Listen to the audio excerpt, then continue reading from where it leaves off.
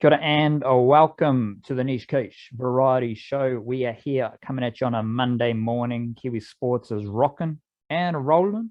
And we have just recorded we're tracking the Black Caps. We're tracking the White Ferns for our Patreon. So if you are a patron of the Niche Quiche, jump on over to the Patreon page and there will be a new video podcast for you, strictly talking Kiwi cricket business. And if you do want to support the Niche Quiche via Patreon, not only do you get some juicy karma coming your way, you also get a bit of extra content as well. So big it up to all our patrons for supporting the Niche Quiche, and make sure you check that out. Also, you can join the Patreon at patreon.com/our Niche Quiche, EL Niche Quiche. Every Monday and Friday, we also deliver a email banger, which you can sign up to at thenichequiche.substack.com, which is all the Niche Quiche content straight to your email on a Monday and Friday evening, as well as some extra yarns that whatever pops up. And of course, we're always writing about Kiwi sports. Aotearoa is the best sports nation in the world at theniche-quiche.com. There is only one way to start a Niche Quiche podcast, whether it be the variety show, the smorgasbord platter of Kiwi sporting business early in the week, or the Niche Cast later in the week, and that is with a dose of mindfulness wildcard. I've seen a lot of people have pretend like bookcases behind them in the age of Zoom and everything else, and you've actually got some books there. So shout out to you. And I want to know, obviously you're a well-read man. With all those books, you must have some smartness to you. So can you please open up your book of mindfulness to, I don't know, just fucking say something mindful. Book of mindfulness. Going from an actual book here. This is the $6 warehouse version of the Tao Te Ching, Lao Shu. The sharper the knife, the easier it is to dull. The more wealth you possess, the harder it is to protect. Pride brings its own trouble. Ding, ding, ding. Can you repeat that one? That needs I can. That was a 5-liner. So, the sharper the knife, the easier it is to dull. The more wealth you possess, the harder it is to protect. Pride brings its own trouble. So it basically means as you upgrade yourself, as you go Saiyan, Super Saiyan, neck level, and so on, everything gets a bit more trickier. The waters get a bit more murkier, and you got to keep yourself in check, ground yourself. Yeah. If you don't keep yourself in check, it all gets murkier and trickier. I see that as like, you know how they'll do like studies on happiness and stuff, and they'll find that people in like the highest wealth brackets actually aren't happy because they've spent like they've to get to that level of wealth, you've got to dedicate your whole life to it, and then they've found like you get everything you wanted, but it's not actually what you really wanted. You just thought you would get the answers when you got that much money, and then you get there and it's not what you wanted. I'd imagine this is part of why that happens, is because you get that competitive about positions in general. It doesn't just have to be money, but like just positions. It's probably one of those like pride is one of those factors that comes into the mix. There'd be a few others as well you could chuck on there. You become overly attached, and therefore, as the first couple tenets of Buddhism will tell you, life is suffering. Suffering is attachment to desires, and what's the third one is like to end suffering, you need to end attachment or something like that. Imagine pride is an attachment to oneself and one's self-worth, which is unhealthy, if that makes sense. That does make sense, and that is an absolute burger of mindfulness. Just you had the buns, you had the salads, you had the patty in there. Burger. Beautiful, absolutely sensational. And we will begin with Kiwi Sports Business Wildcard. What do you got for the 1332 Radio Sport sizzler of a hot take? Rightio. So there was news late last week that the W League is pushing forward with plans for expansion, and that the teams they want to add are the teams that don't currently have the teams from the A League who don't currently have women's teams in the W League. Phoenix being one of those. Phoenix were obviously very close to getting a team last season, but then sort of had the rug pulled out from under them very late. And the idea there was that the Aussie authorities did not want to see New Zealand players counted as locals, which was dumb from the start, because A, the Phoenix men's team have that rule, so why wouldn't it be in place for the women's competition as well? B, the idea that you're like, the idea that it's taking away from Australian players is stupid because it's an expansion team. So it's like the Australian players that were already there are still already there. These are like, if the Phoenix signed one Australian player, that's one Australian player who otherwise would not have had a W League contract.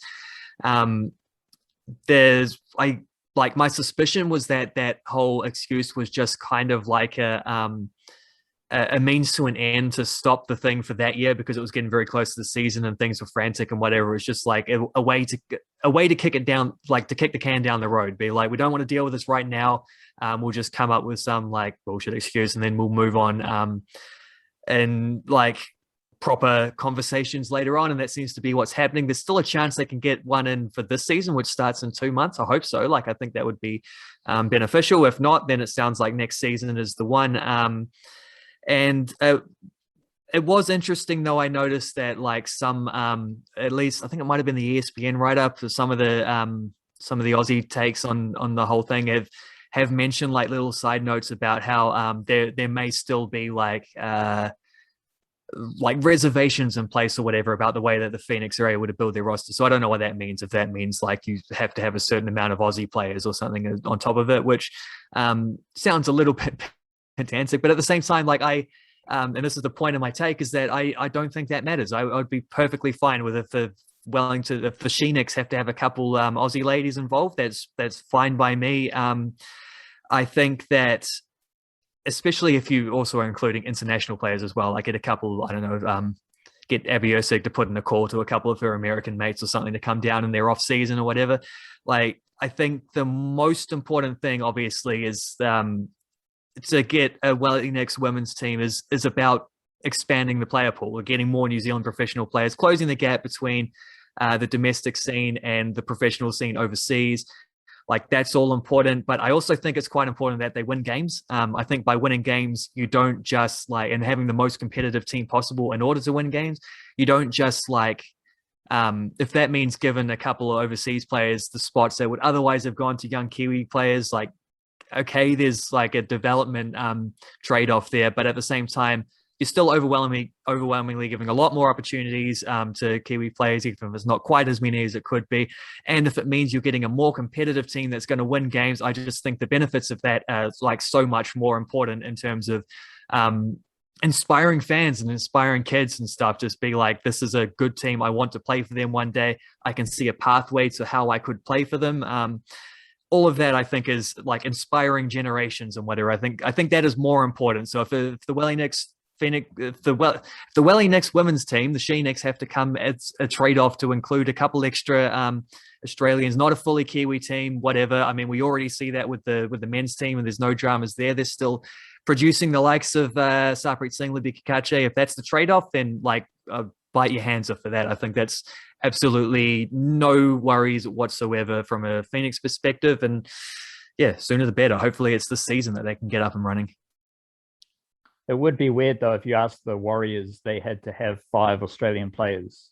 Yeah. Well, I'm just speculating on what that might be. It was sort of like alluded to. We don't know exactly. But if considering that's what the previous hang-up had been, yeah, I wonder if that might be like either the Breakers, the Phoenix, or the Warriors. You're like, you can only play in our competition if you have 5 Aussies. That would be a bit weird, especially segue when we have Kiwi-NRL just gloriousness over in the NRL. We have basically got Kiwi-NRL numbers at an all-time peak. We've got rolled through the debutants. We've rolled through different notes and different players. And obviously the NRL season has finished wildcard. So I'm going to go with the best top 8 Kiwi-NRL club for this season and the best bottom 8 club. We'll start with the bottom 8, where I've gone with the Raiders. Closely followed, maybe second place is the Brisbane Broncos, just for their quality that they had. Jordan Ricky, TC Rabadi is from Wellington. And you also had Xavier Willison is from Hamilton. So you've got Ricky from Christchurch, then you've got Wellington and Hamilton, and you've got some good prospects coming through as well. Shout out to Dean Mariner, who was recently named in the Queensland schoolboys team. He is with the Broncos. He is at Palm Beach Currumbin, and he is from Auckland Maris Saints Junior as well. So I like the Broncos. I like what they're doing Kiwi-NRL styles, but the Raiders are the best Kiwi-NRL team in the bottom 8. Good numbers in the NRL team. We're talking Joseph Tapine, Corey Harawira-Naera. Jordan Rapana was fantastic this season. Shans Nickel Clockster came back and looked good as well. Saliva Havili doing a bit of everything as well. Sia Soliola was fantastic as a veteran once again. And then one of my favorite players, Matthew Tomoko, basically doing what I saw him do for Auckland Grammar first 15 rugby. Very powerful, dynamic ball runner. And he looked fantastic at right centre for the Raiders. So shout out to the Raiders. Didn't make the top 8, but you do make the best Kiwi-NRL team from the bottom 8. And as I alluded to in a recent episode, Sydney Roosters, best Kiwi-NRL club of this year. A lot of that is due to injury, retirements as well. You're looking at Boyd Cordner retire, Brett Morris retire, I think it was that Morris. And you also had... Both of them, I think, have retired now. Yes, but the other one was mid-season. But Brett was the first one, yeah. Yeah, and then Jake Friend retired as well. So how are the Roosters... Like, yes, I've got Tedesco, but you've also got Jared Waidea-Hargreaves, Isaac Liu, Satili Tupanuia, Siosua Tokiaho playing a lot of games this season. Joseph Tapine somehow hit a neck level before his injury and running with Latrell Mitchell. And the Roosters have a fantastic Kiwi-NRL development system where they've got Kiwi-NRL juniors in basically all of their junior teams. So I won't bore you with all those details, but it has led to Nofahu White and Moala Graham Talfa making their debuts this season. So they're the best club. Obviously, the Storm are pretty good as well, but the Storm, everything is in that top tier NRL bracket, and they don't quite have the Kiwi-NRL numbers in their junior system right now. So shout out to the Roosters, best Kiwi-NRL club of the top 8. Shout out to the Raiders, best Kiwi-NRL club of the bottom 8 as well. Vitamin statistic time here, Wildcard. What are you going for the statistical view perspective? I want to talk about some Colin de Grandhomme here. One of my favorite players, but we're just coming off what I believe was the first 2020 international in history where neither team had a 6 and 2 completed innings. And right towards the end of it, Colin de Grandhomme got a little bit of a bowl in the final over of the match. You know, Bangladesh were already like, I don't know, 80 odd for 9 or something like that. Game was long gone, and Scotty Kugelheim had been bowling the previous over, hoofing it down at good pace too. He was looking actually relatively sharp, albeit bowling against tail enders in a game that was gone. But he thought he was going to bowl the last over. He actually had started his run up by the looks of it, and then got called back and like a couple steps in and swapped the ball over to Colin de Grandhomme. I don't know if they just didn't tell him that he wasn't, like, that they've made a bowling change. He maybe jumped the gun or something. I'm not sure what happened there, but the commentators suspected maybe he was feeling ill or something. I'm surprised he was about to storm in if that was the case, but I don't know. It could be. Anyway, Colin de Grandhomme got the go, bowled 4 deliveries before he got the final wicket of the match. That was nice for him. Nice to see Colin de Grandhomme get a wicket. The more notable thing, however, is that he was bowling full stop, because that has been a rarity for Colin de Grandhomme in 2020s. He hasn't actually played that much recently since he started, since he got dropped and injured, and those two things kind of happened at the same time, so it's hard to know which one was which. But in his previous 10 2020 internationals, he'd actually only bowled in 1 of them. And before that, going back a little bit further, he'd only bowled in 3 of his previous 15 internationals.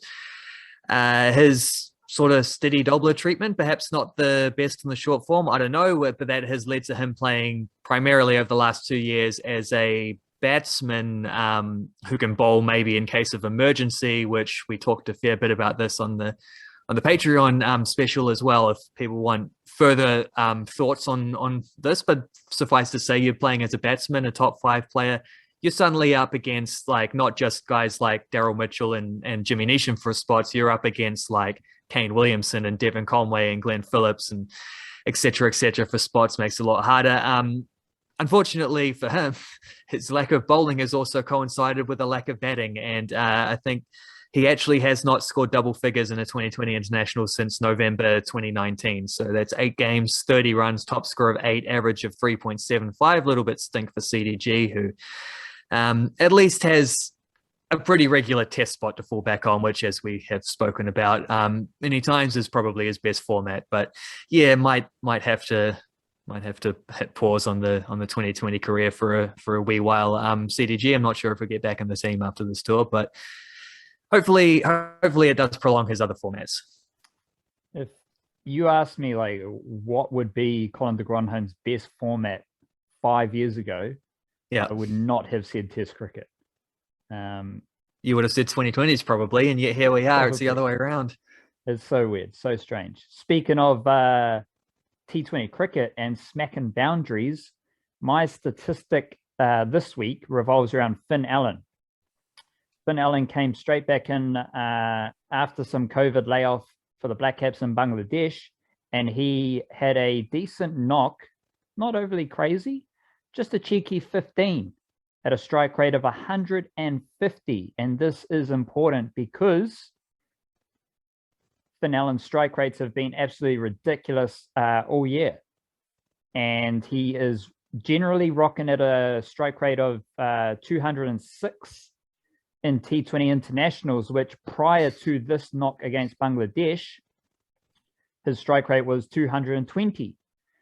In his T20 career, just regular T20 cricket, he's played 38 games with a strike rate of 171. And in the Super Smash last year, he had a strike rate of 193. In the T20 Blast, he had a strike rate of 159. And then in the 100 over in England this year, he had a strike rate of 150. So all of those strike rates over 150. And when you're thinking T20 batting, opening the batting, 22-year-old entering the world of cricket. Like, he's not just entering Super Smash cricket or international cricket. This is a dude who went over to T20 Blast. He's got an IPL gig, and he is absolutely cruising along at a minimum T20 strike rate of 150. And I think that's kind of what Colin de Grandhomme wants to do, but can't. So shout out to Finn Allen and shout out to Colin de Grandhomme, the Test cricket version, because maybe Colin de Grandhomme has fallen into the avant-garde Test cricketer role where these guys like Neil Wagner and BJ Watling, they say, fuck the system. We're just going to play Test cricket. We don't want to play T20 cricket. It's all bullshit. Maybe Colin de Grandhomme is like stumbling his way into avant-garde Test cricketer status. He might well be. Hadn't thought about that. He's probably still got a spot in the ODI team, but I don't know. That might not last either. Who knows? His Test spot is definitely the one that's most secure, and it's his. I would say it's his. He's had spells of 2020s where he's been a very good batsman. Not so much. I don't think he's ever taken more than 2 wickets in a game. So not so much the bowling, but definitely my favorite Colin de Grandhomme moments have almost all come in Test matches, and most of them as a Test batsman as well, just coming in and like pummeling teams who think, oh, we've finally got all the recognized batsmen out, like BJ coming in after BJ Watling or something like that. It's like we finally got like the rock in the middle out. Here comes Colin de Grandhomme. Hopefully we can skip through the tail nice and quickly and then get out there and put some runs on ourselves, and then de Grandhomme will just start bashing boundaries without hardly moving his feet, and it'd be beautiful to watch. Share power without with minimum emotion, maybe, is, I don't know if that's quite the right word, but like he doesn't look like he has to work for his boundaries, which is the most fun thing about him. But yeah, we'll see how that goes. Let's hit some. We're not going to go Groves today, are we? Because it's a bit muddy outside. But let's hit some questions. We'll double up on the questions instead. Yes, wildcard. Old mate Tom Samani, Kakite, Tom Samani, Football Ferns coach.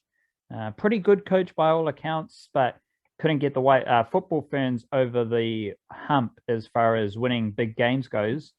So what's the deal with the new Football Ferns coach here? Who is she? It is a she. Shout out to her. Yep. And what's your resume? How are you feeling about her taking the Football Ferns forward?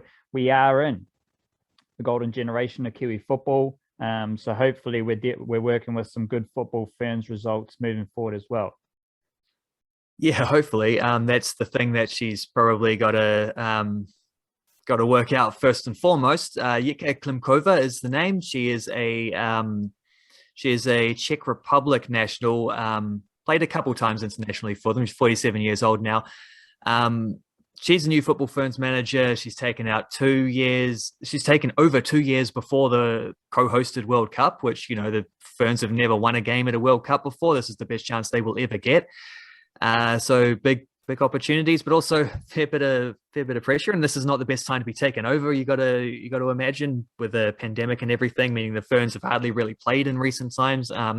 Very undercooked at the last Olympics, and then going back to the last World Cup in 2019, they since their last, including their last warm up before that World Cup, they have lost 11 of their last 12 games and drawn the other one. 5 goals for, 27 against in that time. To be fair, they did go on to win the drawn game against Belgium. They won that on penalty shootout afterwards. Still a draw in regular time though. Not going to read too much into that recent form, given the circumstances. The Ferns' big problem is that they're too good for Oceania and not good enough to compete with the other teams that they get drawn up against in these major tournaments. In order to get to that point, they got to have a higher baseline of opposition games, I would imagine. And it's been just really difficult in the last couple of years to get them games against teams of a similar sort of a similar standard. So that's the issue. That's one of the issues. Klimkova will be first full-time female coach of the team, which is kind of incredible to think about. There have been a couple caretaker managers in the past, though, have been women. She previously coached the New Zealand under-17s about 7 or 8 years ago, and she was an assistant at the same time with the under-20s team. And more recently has been working in the USA youth systems and is actually a W League winning coach. Back when she was in charge of Canberra. So she will move to Auckland full-time once she's able to. In the meantime, I think she's going to hang around in Europe in the hope that they'll be able to get a friendly game in there, which obviously won't include New Zealand or Australian-based players, but you can get the European-based players and some of the American ones maybe over there. You can hopefully do what the All Whites are hoping to do as well and get some games in which case Klimkova will have to, she'll do that before coming to New Zealand, so she doesn't have to do quarantine both times. Not a New Zealander, obviously, but she is someone who, because of her past experience, has worked within the New Zealand system before, which seems like a good positive. And hopefully, because of her other, the other stuff you can see on her CV, hopefully that also means she's got a bit of political value in Europe and America, which always helps in FIFA circles as well, particularly ahead of a World Cup. Can't make any judgments or anything whatsoever. I'm not going to speculate on a coach before we've even seen any games, but I'd say the suggestions here are pretty decent hire. I think we've done about as well as could be hoped. I'd like to think it was a very hotly contested job, given that the Ferns are about to co-host the next World Cup. But I'd say positive enough hire. Obviously, it's what you do next that matters. But happy enough so far. Can't argue. Am I correct in saying that Samani used to be the US women's team coach at one point? And, briefly, yeah. This new coach has spent time in the US women's system as well. Mm. So yeah, not nearly as high up as Samani did, but yeah, part of a world-class kind of system and organization.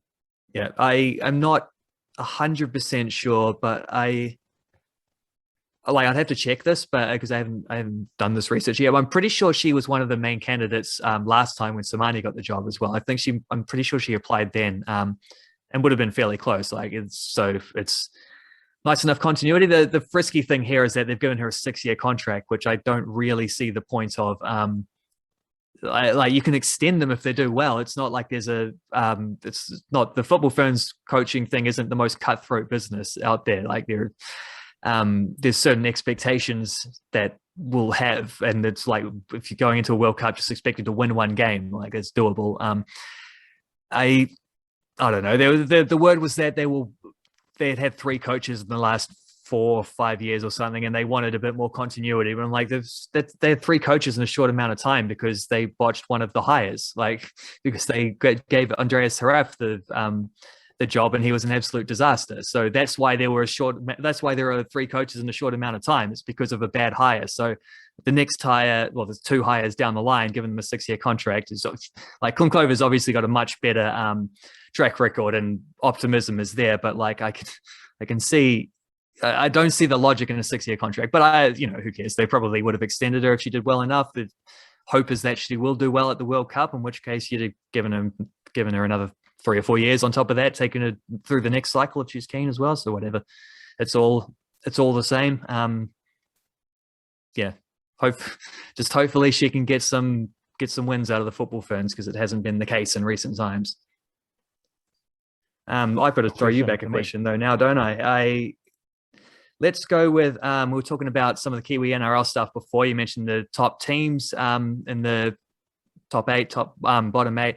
I'm thinking about finals. I'm thinking about not the regular season that's been. I'm thinking about what's going on. The NBA has a finals MVP. I'm asking you right now, who do you think, prediction right now, will be the Kiwi-NRL finals MVP? Brandon Smith. Love it. I think the Storm will win again, and I think Brandon Smith will be the best Kiwi-NRL player in the finals.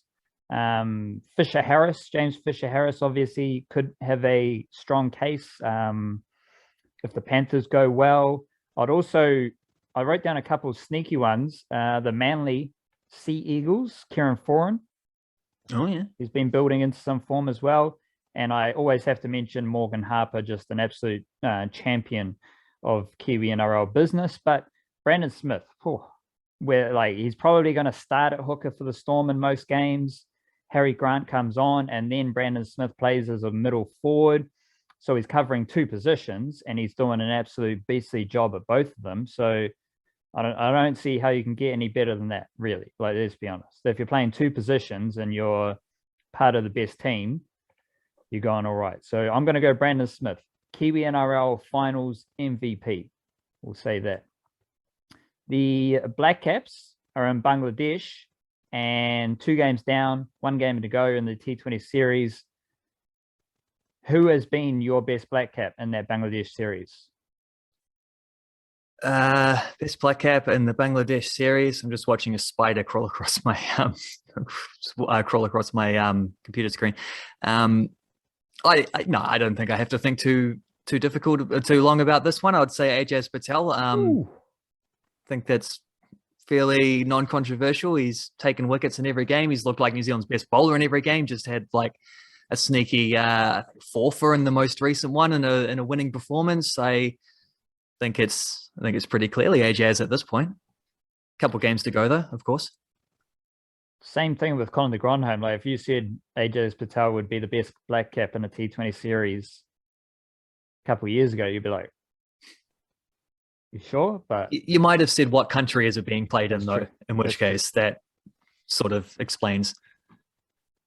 But he is bowling well. Either Tom Latham.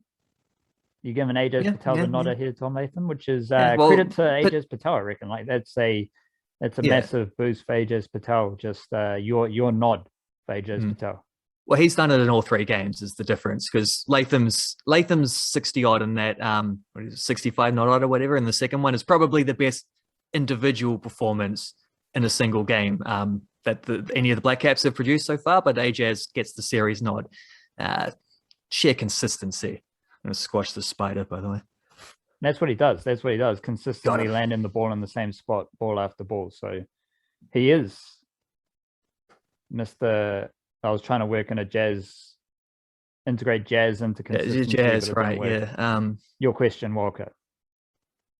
One Thinking more. of jazz puns. I'm gonna, while we're talking about Black Caps, I'm gonna chuck you one on the White Ferns as well, because they had a nice, lovely little win in game 2 of their series in England, against England, obviously, in which is going to force a sneaky little decider, which they haven't been involved in too many of those. Even when they have been winning games in these sort of tours, it's normally been the dead rubber game that they win. So deciding game 3 is nice. What I want to know in terms of thinking about their chances in that game 3, the win against England in the second T20, are you looking at that and saying this is the start of a lovely little winning streak, or are you looking at that and saying, well, that might knock on wood, but that might be a anomaly result?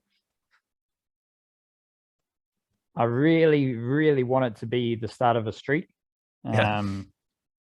Just get some confidence, move into a World Cup, humming on all cylinders over in England, stuff it to the Palms, fuck them, all that shit. But we also have to be realistic. England bowled 19 wides. They only bowled 2 wides in the first game. Sophie Devine hit a 50, but there's still a lack of runs from other batswomen. The White Ferns can't really bowl a team out at the moment, which is also a struggle. Given that England are one of the best teams in the world and they had a shocking performance, not shocking, but a mediocre performance in that second game, I reckon they're going to come out firing on the Friday for the third game. It feels like a flash in the pan, little sizzling win. But I think normal service is likely to resume in that last T20 game. I reckon that's how it's going to play out. Yeah, well, from what I saw of that second game, which was most of the second innings, I didn't watch the first innings.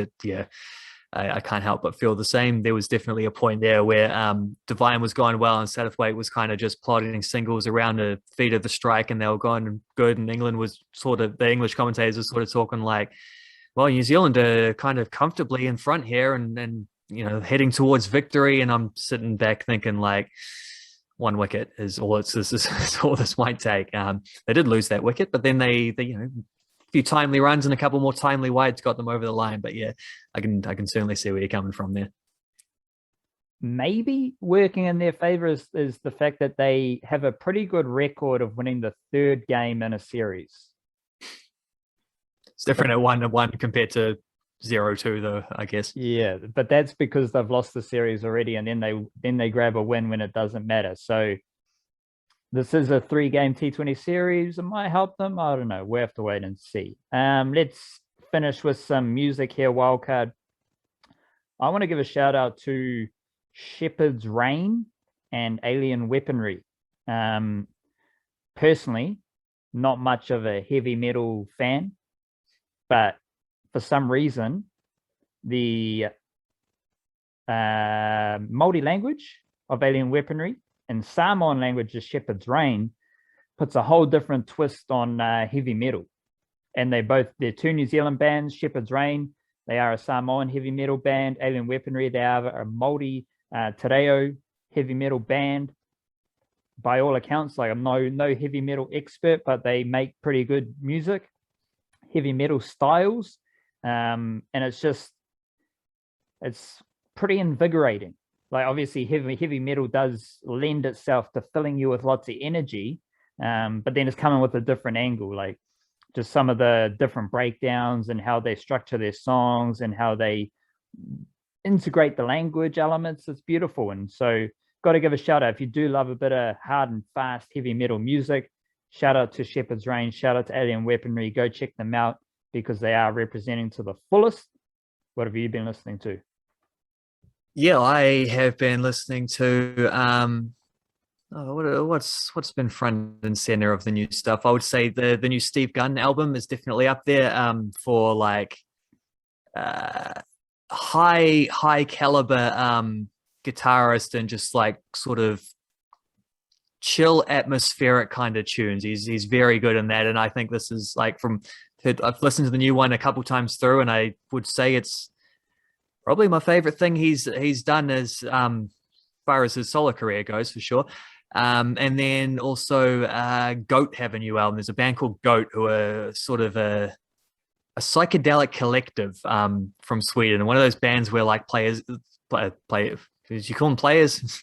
One of those football clubs where players come in and out a lot. But they're killer grooves. That one is called Head Soup, which I think is probably a play on like goat's head soup, which is I think a Caribbean delicacy, something like that. Is also probably more pertinent here. The name of a Rolling Stones album from the early 70s, which is one of their more underrated ones, I thought. R.I.P. Charlie Watts as well. So yeah, that one, the Goat record is their first for a couple years. It's not a proper studio album. It's more like a collection of B-sides and unreleased stuff, but it's very good. And because of that, you get like a nice little sort of spans their career. It's quite a cool introduction to the band as well, I would say, for people who haven't heard what they've done before. They're very, very, very good at what they do. It says here, Munnish water or goat head soup is reportedly an aphrodisiac. There you go. So shout out to That's all you need to know. Yeah, it is a Jamaican Munnish water, Caribbean style. That would make sense because that was about the time where Keith Richards was starting to hang out with the Rustas and his in between tours and stuff. You can imagine how he would fit right in that scene. So he would be one of the rare white boys who would have been fully embraced. There's another line here that says, the Stones embrace the island's atmosphere, and the title Goat's Head Soup is meant to evoke the atmosphere of Jamaican Obia voodoo. There you go. I don't know that that's really something that plays through in the music that much. They definitely had more reggae tones like down the line. The next couple albums were a bit heavier, and definitely Keith Richards' solo stuff as well has a lot of that. But I wouldn't say so much at that time, although this is early reggae days, isn't it? Like this is sort of when Bob Marley would have first been taken off, early mid-70s. So yeah, maybe more of its time. I don't know. Yeah, 73. That's about right. It was after the four banger of Biggest Banquet, Let It Bleed, Sticky Fingers, and Exile on Main Street, which is like the best four-run album sequence probably any rock band ever did. I would chuck that one up there. Just 4 perfect albums in a row, and that's why Goat's Head Soup gets slept on, because it was like a 7, 8 out of 10 after a bunch of 10 out of 10s, which in hindsight probably stacks up a lot better than it did at the time. Booyakasha. We'll wrap it up there. Pick it up to all the Kiwi Sports Mandem. I see through. How about that? Kia kaha, stay beautiful. Chirp.